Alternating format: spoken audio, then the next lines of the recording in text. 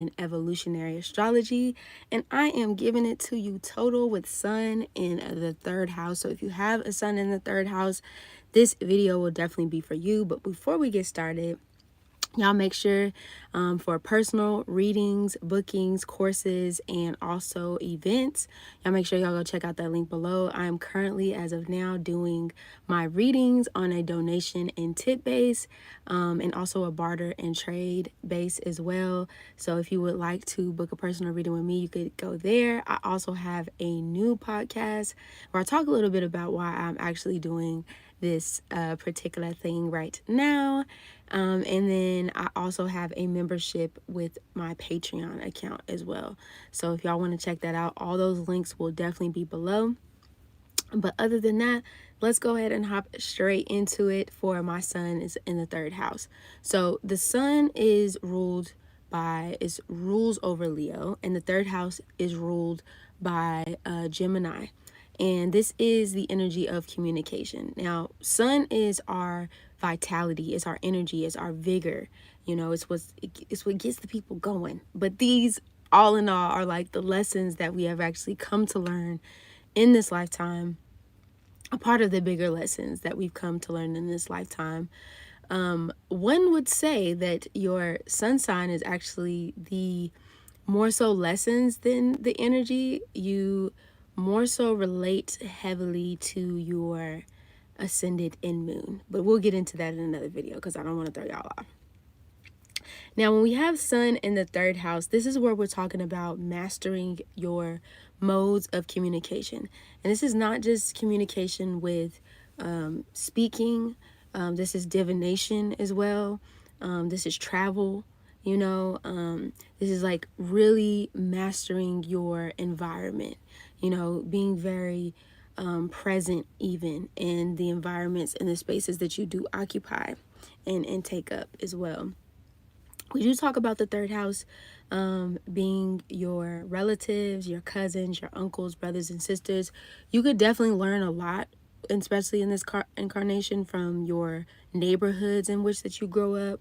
You might spend a lot of time in these particular places, and they can teach you a lot about who you are, where you come from, yourself. And like I said, just really getting into a space where you're able to alchemize this energy. I'm sorry, y'all. I have hair. My locks are starting to grow on the sides. I'm trying to grow more side in my locks in this little patch, so I'll be picking Mars and Gemini. Anyway,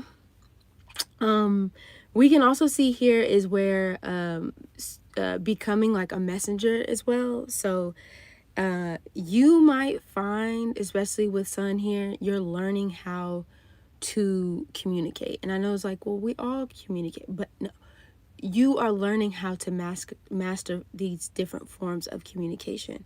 Now, I'm not saying like for some people that are like, well, I don't really like to write, I kind of like to speak, for example, or these are different modes of communication. So whether you're communicating through painting or writing or drawing or singing or dancing or like I said, channeling or whatever the case may be, your Sun in this particular house is going to want you and is going to ask you to really tap in to what that is, to really explore what that is. There's also going to be, because Gemini is the mutability of air, there's a lot of shifts, a lot of changes, a lot of going with the flow and going with the wind. If you do have fixed energy here, it might seem a little difficult.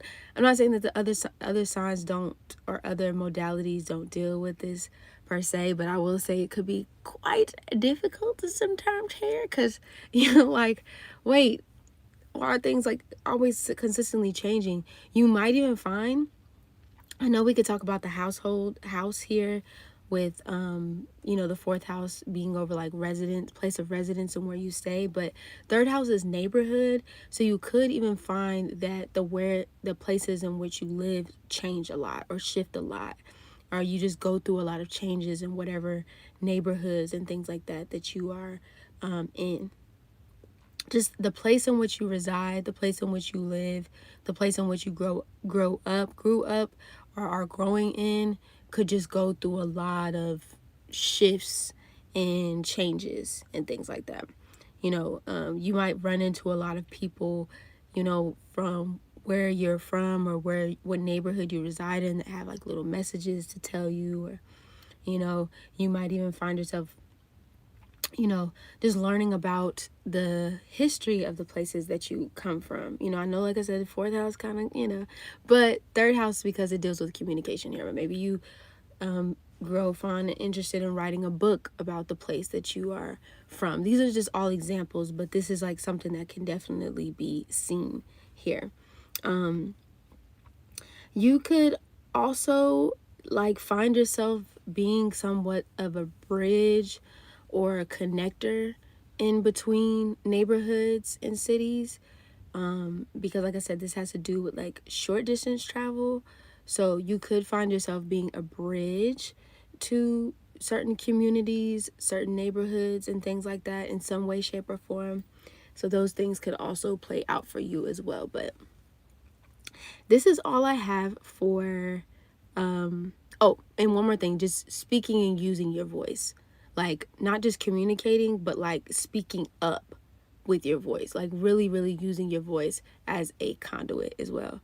But this is all I have for Sun in the third house. We're gonna move on to Sun in the fourth house and close up this weekend. And yeah, y'all make sure y'all check out those links below. Y'all already know what it is. It's a rainy storm checking in, checking out without a doubt. Deuces.